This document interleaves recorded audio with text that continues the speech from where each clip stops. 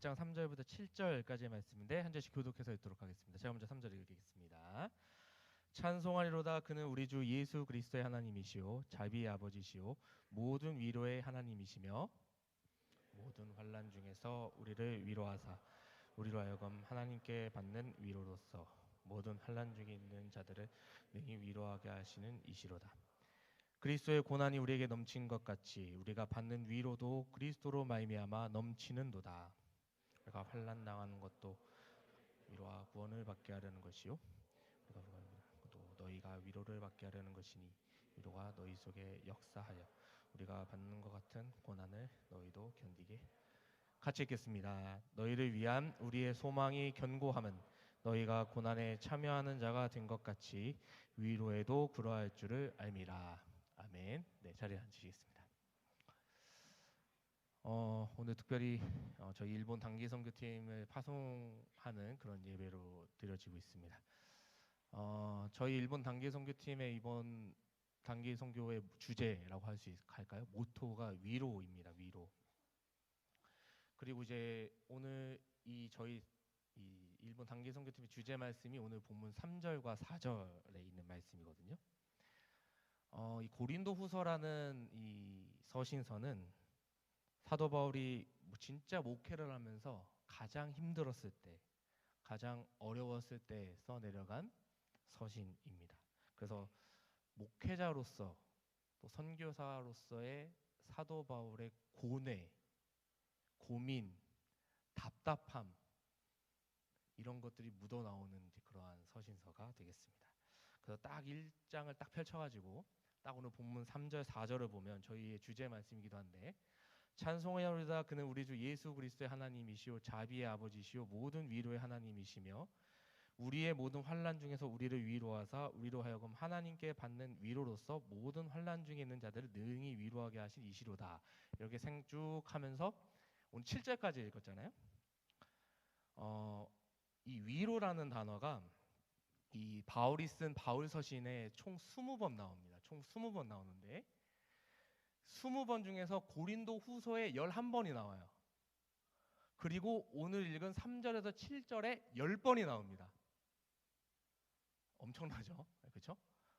20번 썼는데 바울 서신에서 고린도 후서에 11번이 나오는데 고린도 후서에 오늘 읽은 본문에서만 10번 나온단 말이에요.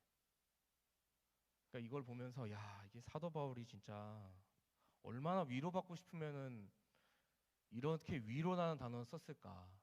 명사를 6번 쓰고 동사를 4번 씁니다. 그래서 총 10번이거든요. 여기서 엄청나게 나옵니다. 그러니까 그 마음이 너무 느껴지는 거예요. 이 본문을 읽으면서 야, 사도 바울이 정말 위로가 필요했던 상황이구나. 진짜 이 사람이 정말 목회자로서 선교사로서 살아가면서 정말 이 시점에 위로가 필요했구나라는 마음을 절절하게 느끼게 되었습니다. 그런데 그럴 때마다 누가 자기를 위로해 주셨냐 했을 때 하나님이 나를 위로해 주셨다. 이렇게 이제 말하는 겁니다. 사도 바울이. 그래서 하나님께서 자기를 위로해 주셨기 때문에 나도 사도 바울도 또 다른 누군가를 위로할 수 있었고 그래서 내가 선교 사역을 또 선교사로서 세운 교회에 또 목회를 하며 있어서 이런 하나님께서 맡겨주신 사역을 감당할 수 있었다라고 하는 것입니다. 여기서 이제 위로라는 단어가 굉장히 많이 나오는데 파라클레시스라는 헬라어 단어를 쓰고 있습니다. 그래서 앞에 파라는 곁에라는 뜻이고 그다음에 클레시스는 동사 칼레오에서 나왔어요. 부르다라는 뜻입니다. 우리 공동체가 칼레오 공동체죠. 우리가 칼레오 공동체에 있으니까 칼레오 부르다. 오케이. 지금 딱 입력하세요. 우리 하나님께 부름받은 공동체입니다. 그래서 곁으로 부르다. 누가 부를까요? 하나님이 곁으로 부르는 것입니다. 그래서 곁으로 불러내다라는 뜻을 가지고 있고 우리가 잘 알고 있는 성령님이라는 뜻을 가지고 있는 파라클레토스도 이 위로라는 단어에서 나왔어요. 그래서 성령님의 뜻은 위로자라는 뜻입니다. 그리고 나의 마음을 대변해주는 또 하나님의 마음을 대변해주는 대변자라는 뜻도 있죠. 그래서 하나님이 우리의 위로가 되신다라고 말합니다.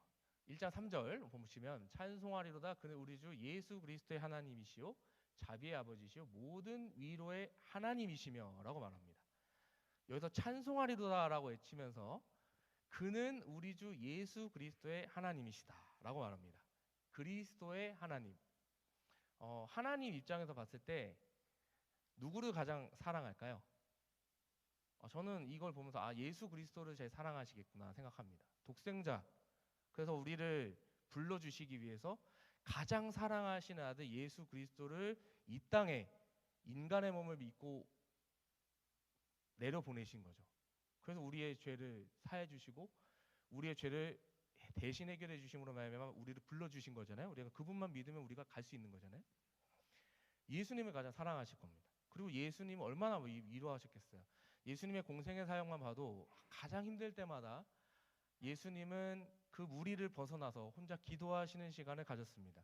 그리고 그 기도할 때마다 하나님이 힘을 주시는 거예요. 40일 금식하셨을 때 어떻게 됐습니까? 천사들을 보내서 예수님의 시종을 하게 했습니다. 힘을 주시는 거죠.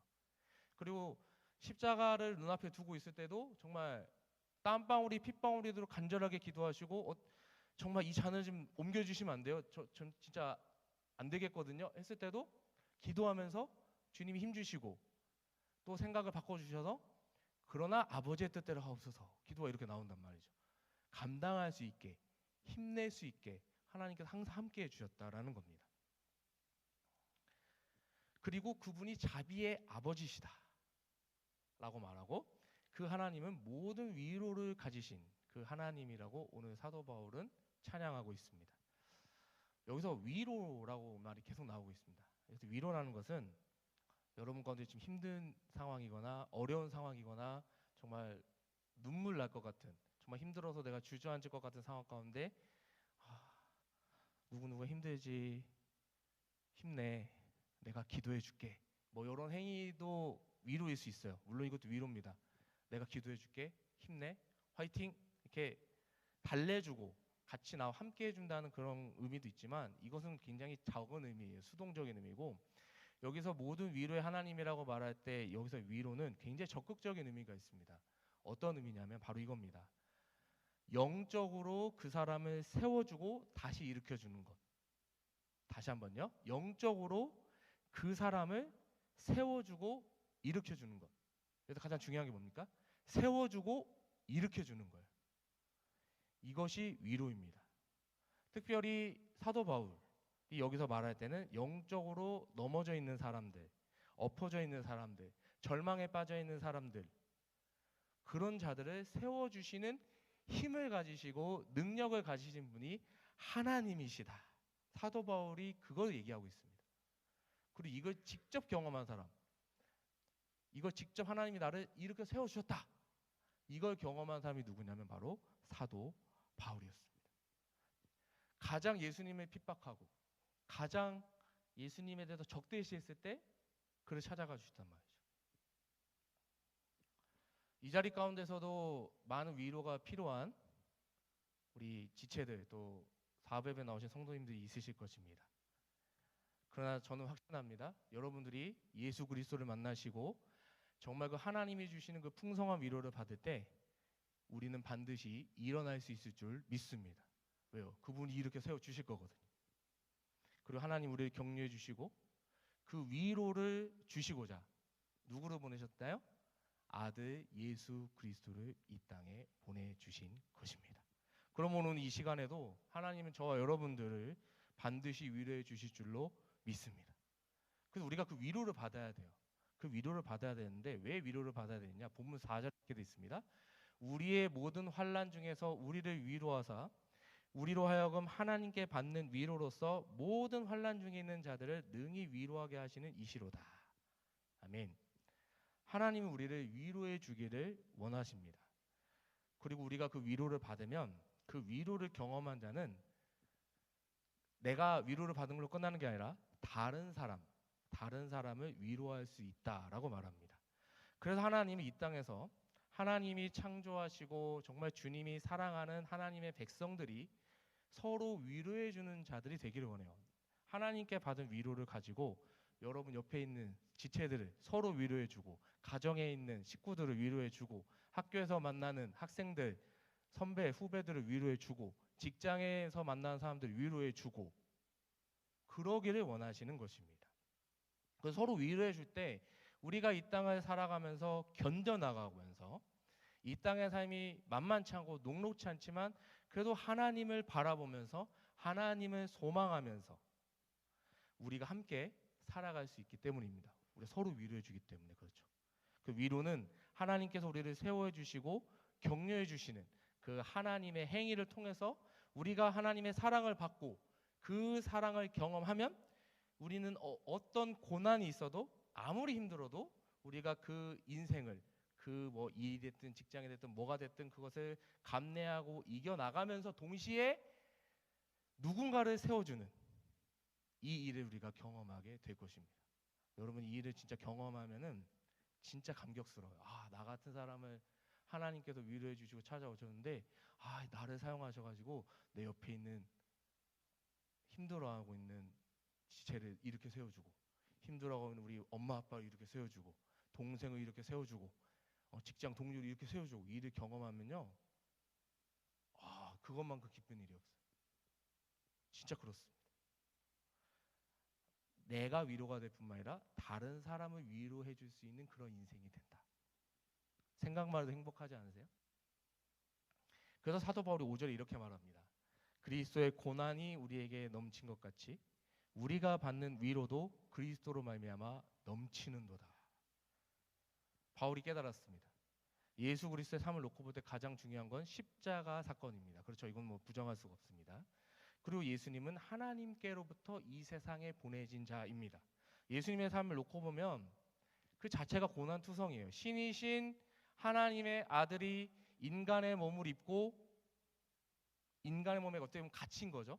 그래서 어디에나 계실 수 있는 그 하나님이 그 예루살렘만 계시는 상황이 됐다. 이것만 해도 어마어마한 고난입니다. 그 하나님이 엄마의 뱃속에 열다 있는 것도 고난이에요. 그럴 필요가 없어요. 그분이 배고플 필요가 있나요? 그분이 눈물을 흘릴 필요가 있나요? 그분이 우리의 죄를 아파해 줄 필요가 없나요? 그분이 무슨 죄를 지었길래? 아, 그럴 필요 없죠. 전혀 그럴 필요가 없습니다. 그러나 그 예수님께서는 그걸 다 감내하셨습니다. 왜요? 너무나도 사랑하는 이 세상의 인간들, 사람들을 위로해 주시기 위해서. 그래서 이 땅에 오신 거예요. 안 해주셔도 되잖아요. 그분이 왜 이 일을 해야 돼요? 당연한 게 아니에요. 정말 우리 한 명 한 명을 사랑해서 그렇게 하신 거예요. 그 하나님의 사랑. 도저히 지옥으로 가는 걸 두고 볼 수 없는 그 하나님의 사랑, 그 위로가 예수님을 통해서 보여지는 것입니다. 그래서 저는 구원이라는 말을 위로라는 단어로 바꿔도 크게 문제가 안 된다고 생각해요. 가장 큰 위로가 그거거든요. 우리의 죄의 문제가 해결되었다. 우리가 다시금 하나님의 자녀가 되는 놀라운 특권, 권세를 받았다. 이것만한 위로가 어디 있어요? 근데 오늘 그 위로가 저와 여러분들에게 임한 겁니다. 이걸 가지고 감격하지 않을 수가 없어요. 아, 또 십자가 사건 얘기하네라고 생각하실지 모르겠지만 이것만큼 우리에게 정말 위로가 되는 사건이 없어요. 이것 때문에 우리가 하나님의 자녀입니다. 당당하게 살아갈 수 있잖아요. 이것 때문에 우리가 복음을 전할 수 있는 거고 이것 때문에 우리가 선교도 나가는 거예요. 그리고 오늘 개강하는 법도 어떻게 보면 이 위로를 받았기 때문에 우리가 하는 거잖아요. 하나님의 자녀답게 살아야 되니까. 이제 새 출발하는 새 내기가 되기 위해서 어떻게 하나님의 자녀답게 살까? 세상에 노출되겠지만 세상의 그런 사상, 세상의 생각을 가지고 사는 것이 아니라 이 하나님이 주시는 이 위로, 주님의 말씀을 가지고 어떻게 살 것인가를 고민해 보는 거잖아요. 이 위로를 안 받았으면 이런 고민할 필요가 없죠. 그냥 술 마시면 되는 거고 그냥 내가 내 뚫린 입으로 그냥 막 말하면 되는 거고 막 행동하면 되는 거고 그렇지만 그렇지 않거든요. 왜? 우리는 이 위로를 받은 하나님의 자녀니까. 그래서 우리의 소유는 하나님 거니까. 그래서 이 모든 것들을 우리가 하는 것입니다. 완전히 새로운 삶이 되는 거죠. 완전히 새로운 삶. 그래서 사도 바울은 특별히 나같이 괴수 중에 괴수, 정말 예수 믿는 사람들 때려잡고 죽이는데 혈안이 되어서 어떻게든 공문서를 받아가지고 다메섹에 있는 그 예수 믿는 사람들 잡아가려고 혈기가 등등하여 딱 가는 거 아니겠어요? 근데 그런 자기 자신을 예수님은 버리지 않았다. 그 하나님, 그 예수님의 바울을 향한 부르심이 뭡니까? 사울아 사울아 내가 어찌하여 나를 박해하느냐. 주시오 당신은 누구십니까? 나는 내가 핍박하는 예수라. 이 음성은 사도 바울에게 어마어마한 음성이었습니다. 가장 큰 위로를 허락하는 음성이었죠. 그리고 그 이후에 아나니아를 통해서 그에게 사명이 주어집니다. 너는 이방인을 위하여 택한 나의 그릇이다. 나 같은 사람을요,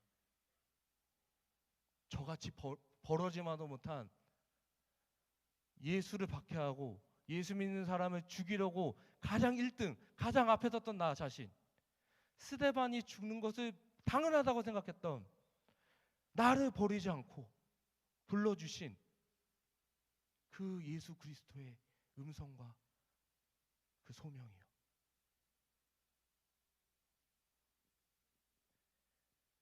그 경험, 자기를 찾아와 주신 그 하나님의 강력한 위로, 이것이 지금 고린도 교회에서 목회하면서 가장 힘든 이때, 너가 사도냐? 라고 사도권의 문제를 들먹이면서 너는 사도가 아니다, 너는 예수의 제자도 아니지 않느냐, 너는 한때 예수를 박했던 자가 아니냐라고 고린도 교회 성도들의 도전이 있었습니다. 고린도 교회 수많은 문제들이 있어요. 성적인 문제, 당파, 파당이 있었잖아요. 그렇죠? 그리스도파, 아블로파, 게바파 해갖고 온갖 당들로 나눠져 있는 그 분열의 교회, 온갖 우상 숭배에 쩔어 있던 그 고린도 교회 성도들과 그 도시, 온갖 결혼 문제, 무슨 문제, 진짜로 성령의 은사 문제까지 모든 문제의 총 집합소인 고린도 교회. 그리고 자기 자신을 너가 사도냐고 사도권의 문제를 걸면서 자기 자신, 사도 바울의 권위까지 무너뜨렸던 그 고린도 교회를 목회하면서 얼마나 힘들었겠어요. 그럴 때, 목회자로서 가장 힘들 때, 그 누구도 자기 편이 없을 것 같을 때, 그때 그 예수 그리스도, 나를 찾아오신 그 예수 그리스도, 그리고 나를 불러주신 그 하나님의 사랑, 그것이 그 고린도 교회에서 목회하는 사도 바울을 견디게 해주고 지탱해주는 가장 큰 위로가 되었다고 사도 바울은 지금 말하는 것입니다. 그러니 이 고린도 교회가 포기가 안 되는 거예요. 에이, 그 고린도 교회, 에이, 모르겠다 할 수도 있겠죠. 인간의 마음상 저는 들었을 것 같아요. 저는 들었을 것 같습니다. 참고로 저는 그런 마음 가진 적 없으니까 절대 오해하지 마세요. 저는 칼레오 공동체 에이 한 적 없습니다. 근데 고린도 교회는 어마어마한 교회예요. 근데 그 위로가 사도 바울이 이렇게 세운 거예요. 그래서 이런 말이 있습니다. 고난의 뒷면은 위로다. 고난의 뒷면은 위로다. 이런 말이 있습니다. 다시 말하면 고난 속에 있는 내가 예수 그리스도의 고난을 직접 보게 되고 그 고난이 예수님이 나를 사랑하셔서 받은 고난이구나 라는 것을 깨닫게 됐을 때 내 마음 가운데 찾아오는 것이 하나님의 나를 향한 그 사랑, 그 위로가 임한다는 것입니다. 언제요? 가장 힘들 때요. 가장 내가 지칠 때요. 정말 그렇습니다. 정말 그래요. 지금 여러분 각자의 상황은 어떤지 제가 잘 모르겠습니다. 다 알았으면 좋겠는데 제가 다 알지를 못해요. 뭐가 지금 가장 힘드세요? 건강이 가장 힘드십니까? 물질이 가장 힘드십니까? 어떤 인간관계가 가장 힘드세요? 진로가 가장 힘드십니까? 어떤 게 가장 힘드십니까? 근데 기억하세요. 그 고난에 절대 주저앉지 마시기 바랍니다. 그리고 고난, 그 어려운 일들을 우리가 맞이했을 때 거기서 주저앉으면 그냥 주저앉으니까 한번 생각을 한번 해보세요. 왜 하나님이 나한테 이런 고난을 허락하셨을까? 왜 하나님께서 지금 현재 나에게 지금의 이 시련을 주셨을까? 사도 바울도 그랬겠죠. 내가 왜 고린도 교회에 와가지고 고린도 교회에 세워가지고 왜 내가 이런 대접을 받아야 돼? 왜 사도고 네가 사도냐는 말 들어야 돼? 이렇게 생각할 수도 있지만 사도 바울은 그렇지 않았다. 아, 나한테 주신 이유가 있겠지. 그리고 그 가운데서 더욱 자기 자신을 불러주신 예수 그리스도의 그 사랑, 그것을 기억하게 됐다. 그래서 더 큰 위로가 됐다라는 것입니다. 여러분은 뭘 묵상하고 계십니까?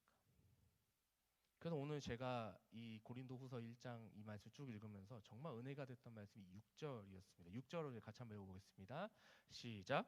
우리가 환난 당하는 것도 너희가 위로와 구원을 받게 하려는 것이요 우리가 위로를 받는 것도 너희가 위로를 받게 하는 것이니 이 위로가 너희 속에 역사하여 우리가 받는 것 같은 고난을 너희도 견디게 하느니라. 아멘. 지금 사도 바울이 참 놀라운 게 뭐냐면 지금 사도 바울이 고난받고 있잖아요. 굉장히 힘든 상태예요. 근데 그 고난 중에도 사도 바울은 하나님의 특별한 위로를 경험하고 있습니다. 고난 가운데 위로를 경험하고 있다고요. 저는 우리 칼레오 지체들 또 하단 사업에 나오신 우리 모든 성도님들 가운데 혹시 고난당하고 있는 어려운 가운데 있는 성도들이 있다면 이 고난 가운데 주실 하나님의 위로를 기대하셨으면 좋겠습니다. 고난 가운데 주실 하나님의 위로요. 그리고 하나님이 주시는 위로는 아유 힘들지 이 정도가 아닙니다.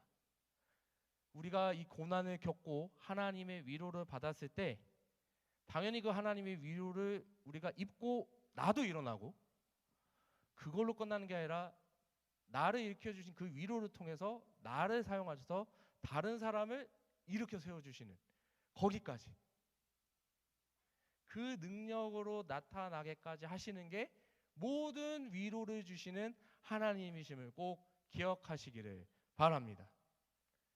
그걸 믿고 우리가 어떤 고난 속에 있고 어떤 힘듦이 있어도 그 위로를 통해서 나도 일어서고 다른 사람도 일어나는, 그래서 우리가 정말 선한 도구, 위로의 사자, 다른 사람이 일으켜 세워주시는 그 도구로 우리가 사용되기를 원해요. 그래서 사도 바울은 마지막 7절에서 이런 고백을 합니다. 너희를 위한 우리의 소망이 견고함은 너희가 고난에 참여하는 자가 된 것 같이 위로에도 그러할 줄 알미라.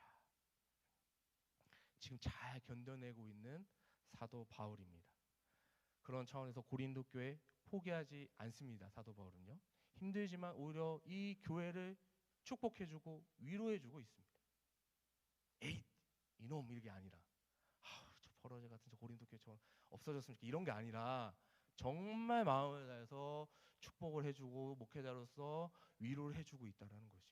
그러면서 사도 바울이 기대하는 건 너희들도 나처럼 고난을 당했을 때 고난을 박차고 나 무서워 고난 너무 싫어하면서 그냥 고난을 회피해버리는 것이 아니라 어려운 일에 도망가는 것이 아니라 그 고난에 참여하는 자가 되어서 하나님이 주시는 그 위로를 너희들도 경험했으면 좋겠다. 이것이 사도 바울이 고린도 교회를 향한 기대고 소망입니다. 이제 저희 일본 팀은 이번 주 이제 다음 주죠 수요일에 떠납니다. 솔직히 집 나가면 고생이라고, 선교 고생이죠. 그렇지만 저는 기대합니다. 이 7박 8일간의 일본 선교 가운데 뭐 인솔하는 마땅 뭐 선교사님 없고 우리가 전철을 타고 다니고 우리가 일찍 일어나야 되고 정말 지도를 찾아가면서 다녀야 되지만은 그래서 막 10,000걸음 20,000걸음 이상 걸어야 되는 그런 상황도 있겠지만 저는 분명히 느낍니다. 내 몸이 힘들고 또 갑작스러운 변수가 생길 때 그 어려움 속에서 우리 일본 팀원들 하나님의 위로가 분명히 임할 겁니다. 하나님의 사랑을 분명히 일본에서 경험하고 올 겁니다. 그리고 우리도 그 일본 땅 가운데 만날 현직 교회 성도님들, 또 목사님들, 또 여러 선교단체, 또 노방에서 만날 우리 일본 사람들, 그들에게 우리가 위로의 도구로 쓰임받게 될 줄로 저는 확신합니다. 전 그걸 기대해요. 그리고 여러분들에게도 기대합니다. 여러분들 분명 쓰실 겁니다. 여기서 위로 안 받은 사람 없으시죠? 하나님의 구원, 하나님의 사랑 안 받으신 분도 없잖아요. 여러분들을 쓰셔서 그 옆에 누군가를 위로해 주실 겁니다. 이것이 하나님이 주시는 위로입니다. 나에서 끝나는 것이 아니라 나를 통해 옆 사람까지 일으켜 세울 수 있는 그 능력, 그 은혜, 그 도구가 저와 여러분이 되었으면 좋겠습니다. 저희 일본팀 그 사역하러 가는 것입니다. 생각나실 때마다 기도해 주시고, 그렇게 해서 어려움들을 이겨내고 거기 가운데 하나님이 주시는 위로를 한 번, 두 번, 세 번 나의 삶 가운데 경험하면 여러분의 믿음의 눈이 확 열릴 겁니다. 여러분의 신앙이 성장할 거예요. 정말 그리스도의 장성한 분량으로 성장하는데 큰 밑거름이 될 것입니다. 그리고 우리가 정말 하나님 마음에 합한 삶을 살까? 나 앞으로 이렇게 정말 살고 싶어. 하나님 기뻐하시는 삶, 그런 것을 놓고 고민할 때에 큰 밑거름이 될 것입니다. 어떻게 내가 가진 것을 가지고 하나님께 영광을 올릴 수가 있지? 내가 어떻게 하나님의 위로를 전하는 그 위로의 전달자, 위로를 전해주는 자로 살 수 있지? 라고 생각할 수 있지만 여러분, 그게 살 수 있습니다. 사도 바울이 얘기하잖아. 나의 몸을 거룩한 산 제사로 드리라고, 영적 예배를 드리라고. 그러면은 우리가 정말 이 세상과는 정말 다른 삶을 살아갈 수 있다고, 그렇게 로마서에서 고백을 한단 말이죠. 그런 고민을 하면서 하게 될 거예요. 전 우리 칼레오 공동체가 진짜가 되기를 원합니다. 진짜 하나님의 성도, 진짜 하나님의 제자, 진짜 주님이 불러주신 칼레오 공동체. 왜 불러주셨어요? 하나님의 자녀로 삼아주시기 위해서 불러주셨죠. 또 하나, 불러주셨으니까 내가 할 일 다 했다, 끝, 이게 아니라 여러분들이 하나님의 자녀로 살아가면서 힘들고 어렵고 고난받고 정말 마음이 어렵고 어서 주저앉을 절망적인 상황 가운데 여러분이 빠졌을 때 하나님은 여러분을 파라클레시스, 곁으로 부르세요. 그리고 얘기하시죠. 너 혼자 아니야. 내가 너와 함께하고 있어. 그리고 주변을 봐봐. 너와 같은 하나님의 자녀 공동체, 칼레오 공동체가 있다고 말하신 거예요. 그리고 우리를 일으켜 세워 주실 것입니다. 여러분들도 이 위로를 전해주고 싶지 않으세요? 전해주려면 어떻게 해야 돼요? 나부터 그 하나님의 위로를 받아야 됩니다. 하나님 그 사랑을 깊이 깨달아야 돼요. 오늘 정말 그런 위로를 가지고 우리의 삶에 정말 하나님께 귀중히 쓰임받는 우리 칼레오 공동체, 특별히 우리 일본 땅에 가서 그 사랑을 전할 건데, 우리 단기팀 모든 호산나 교회 성도님들 다 되시기를 간절히 바라겠습니다. 그래서 이 찬양을 하기 원하는데요, 하나님께서 우리 한 명 한 명을 이 땅으로 불러주셨습니다. 하나님의 자녀로 불러주셨습니다. 주님이 부르셨어요. 결코 하나님은 여러분 한 명 한 명을 부르신 것을 절대 후회하지 않습니다. 실수가 아니에요. 이건 하나님이 창세전에 미리 작정하신 거예요. 예정하신 거라고요. 이 하나님께서 나를 부르신 뜻은 어마어마하게 큽니다. 위로의 전달자, 내가 다른 사람을 위로할 수 있다고 하나님께서 주신 위로로 할 수 있습니다. 난 할 수 있다. 하나님께서 나에게 위로의 전달자로 나를 세우셨다. 오늘 이 말씀을 가지고 우리 시간 우리 하나님의 부르심 찬양하면서 나아가요.